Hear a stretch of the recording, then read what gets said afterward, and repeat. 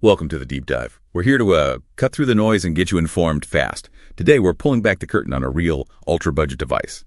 The HP 15.6-inch laptop, model 15FITS00099. Our mission, figure out how HP got that price so low and, well, if the trade-offs were actually worth it for you. Yeah, it's fascinating. The price tag, it's hovering right around $299.90. Which is, incredibly cheap. And what's surprising is for that money, you still get some quite modern features like a responsive PCIe NVMe solid-state drive. Okay, hold on. That NVMe thing, that just means it boots up fast and opens apps quickly, right? Exactly. Lightning fast, really. And it also has power-efficient LPDDR5 RAM. Better performance, better battery life, okay. Right, and it even has a touchscreen. Usually you only see those things on, well, much pricier laptops. Okay, so yeah, here's a big question then. How on earth do they do that? Because, at that price, yep. Mm-hmm. There got to be some really significant compromises. Yeah, we need to unpack these because this is going to decide if it's a bargain or just a source of frustration for someone. Absolutely. Let's start with what we're calling the display dilemma.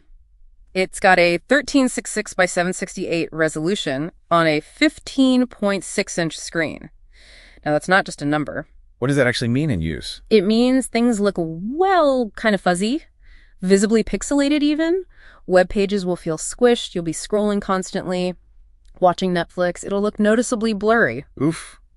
Sounds pretty outdated. It really is. It can genuinely make using it for long periods kind of tiring on the eyes. Wow. Okay, so not just image quality, it actually impacts comfort. Yeah. And probably productivity, too. Is that like a deal breaker for most people looking at this price point? For some, yeah, absolutely. It'd be a constant frustration, but maybe not for everyone. If you're just, say, typing up documents, quickly checking email, you might tolerate it. It really depends. Yeah. But it definitely dictates the type of work you can comfortably do and for how long. Okay. Makes sense. But speaking of things that might frustrate, let's talk storage, the storage reality check. This is important. It comes with a 128 gigabyte SSD. Now, that's fast, like we said, good for boot times. But 128 gigs? That doesn't sound like a lot today. It's really not, because here's the reality. After Windows 11 and the essential pre-installed stuff, you'll probably have less than 80 gigabytes actually usable. Less than 80. Wow. That's almost nothing. So you're basically saying external hard drives or cloud storage, they're not optional, they're pretty much required. Pretty much, yeah, from day one, almost. Okay. Think of it like the storage on a really basic phone, but for your laptop. It gets eaten up fast. Okay, good to know. What about performance? What are the performance expectations? Right, so it has an AMD Ryzen 7 320U processor and integrated AMD Radeon graphics. It's adequate for basic stuff. Web browsing, email, word processing, your everyday tasks. But nothing heavy? Definitely not. Don't expect to do demanding creative work like video editing or serious multitasking, or forget modern gaming. Just not suited for it. And the 8 gigs of RAM, that LPDDR5 RAM is quick, yes, but 8 gigs is really the functional minimum you'd want for Windows 11 these days. Right. And a lot of these budget laptops ship with Windows in S mode. What's the deal with Windows 11 Home in S mode here? So S mode is kind of a walled garden. You can only install apps from the Microsoft Store, which is actually great for security, and it keeps things simple. Less chance of accidentally downloading something nasty. Okay, sounds good, but what's the catch? The catch is it's critical and irreversible. If you need an app that's not in the Microsoft Store, maybe Chrome or some specific software, you have to switch out of S mode to standard Windows 11 Home. And once you switch out, you can never go back to S mode, that extra security layer. Gone for good. So you need to choose carefully up front. Ah, I see. So you trade flexibility for that lockdown security. Okay, and battery life. We always want to know about the real world. What's the real world battery life and fast charging situation? Well, you know how manufacturers advertise battery life? Uh-huh. Always optimistic. Exactly. Realistically, you're probably looking at somewhere between 4 to 6 hours of actual use, mixed usage, screen brightness average, that sort of thing. 4 to 6. Okay, not amazing, but maybe usable for some. Right. But the upside is it has HP Fast Charge. It can apparently get you back to 50% charge in about 45 minutes. That's actually pretty handy.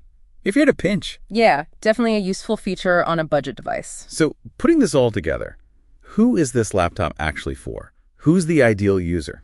It's really targeted. We're talking users with the absolute most basic computing needs. And crucially, the strictest of budgets. Think maybe students doing mostly online research and writing papers, seniors just needing email and web browsing, or maybe just a secondary laptop for the house for quick lookups. Okay, that makes sense. So the analysis gave it an 8 out of 10 for bang for buck, which sounds great, but then only a 68 out of 100 for the overall score. That's a pretty big gap, isn't it? What does that tell us? It tells us a lot, actually. It's not just numbers, it's the core story here. Yes, the price is amazing for the specs on paper. That's the bang for buck, great value proposition initially. But those compromises we talked about, especially that really low-res display and the super restrictive storage, they aren't minor things you just get used to. They're fundamental sacrifices. They drastically pull down the overall usability and experience for anything beyond those very basic tasks we mentioned. So it highlights that value isn't just the price tag. Exactly. It's about what you actually get for your money in terms of day-to-day functionality and, frankly, comfort. How usable is it, really? So wrapping this up, our deep dive shows this HP laptop, the 15-foot 0099NR is, well, it's a very carefully balanced equation of compromises, isn't it? It offers truly exceptional affordability, no doubt. But whether it works for you, that depends entirely on your specific needs and maybe your tolerance for those trade-offs. Absolutely. To avoid ending up frustrated, you really need to be honest with yourself. Think about those top 4 consumer considerations that define this machine. What are your true performance needs? Can you live with the display versus the price?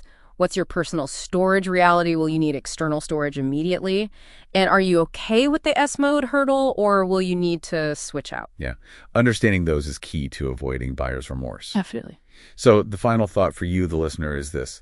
What does value truly mean to you? Is it simply getting the absolute lowest price possible?